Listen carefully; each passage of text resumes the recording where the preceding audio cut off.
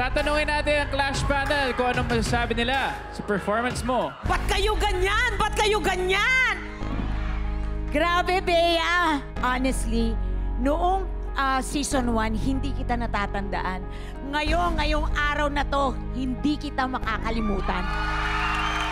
Sobrang lalim ng performance mo. Gusto kong makipag-swimming sa'yo, wala lang ako swimsuit. Sobra! Bea! Pinarecall ko sa kanya, first season yan si Bea. Natalong ko sa Oo, kanya. correct. Kaya, I am happy nandirito ka rin. Yung sa performance mo, Bea and Lyra, talagang na-enjoy namin. We had a really great time watching you, listening to you, and you did a good job in engaging the whole audience here.